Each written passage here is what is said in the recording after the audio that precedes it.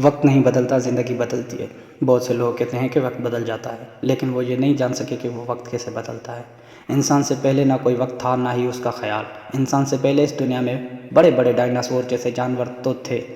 کیا ان کے ذہن میں کوئی وقت نام کا تصور تھا؟ تو جواب آئے گا کہ نہیں۔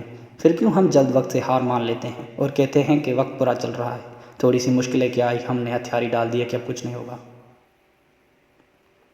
مشکلیں تو ہمیں راستہ بنا کر دیتی ہیں کہ اب نیند سے جاگو اور آگے بڑھو۔ کسی کامیاب انسان کا کہنا ہے کہ ٹھوکر انہی کو لگتی ہے جو چلتا ہے، اور جو پاؤں پکڑ کر بیٹھ جاتا ہے انہیں کبھی ٹھوکر نہیں لگتی۔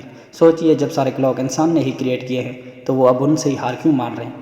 کیونکہ انہیں کامیابی سے زیادہ ڈر کا خوف رہتا ہے۔ زندگی کا ایک ایک سیکنڈ، منٹ، دن اور رات آپ کا ٹیچر ہے، اگر آپ ان سے کچھ سیکھنے کی ٹھان لو۔ کامیابی کا زیادہ تر انتخاب ناکامی کرتی ہے۔ ایک انگریز جو اپنی زندگی سے 99% ہار مان چکا تھا اور پوری طرح سے ناکام سا ہو گیا تھا، اس نے کامیابی کا سبق کیسے سیکھا اور کیسے ان انگریزوں کی فہرست میں ٹاپ پر آ گیا جس انگریزوں نے ہندوستان فتح کیا تھا۔ یہ بات ہے سن 1743 کی، جب وہ صرف 80 سال کا تھا اور بطور ایک کلرک کی حیثیت سے ایسٹ انڈیا کمپنی میں کام کرنے انڈیا کے شہر مدراس آیا تھا۔ اس وقت اس کی پر ایئر انکم صرف 5 پاؤنڈ تھی اور اس کے حالات بہت خراب چل رہے تھے۔ اس وجہ سے وہ دن بدن قرضی بنتا جا رہا تھا اور کمپنی کے دیگر آفیسر سے بھی لڑتا جھگڑتا رہتا تھا۔ ایک دن ایک حادثہ ہوا جس نے اس کی زندگی ہی بدل دی۔ اس نے چاہا کہ وہ اب خودکشی کرے گا۔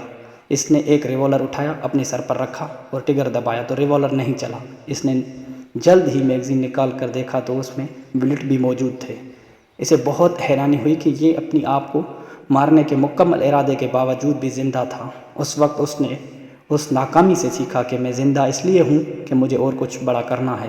اس نے ریوالور نیچے رکھا، پھر کلرک کی ڈیوٹی چھوڑ دی اور انگریز آرمی میں شامل ہو گیا۔ انہی دنوں میں انگریزوں اور فرانسیوں کے آپس میں جنگ چل رہی تھی کہ ہندوستان کا مالک کون ہوگا، انگلینڈ یا فرانس۔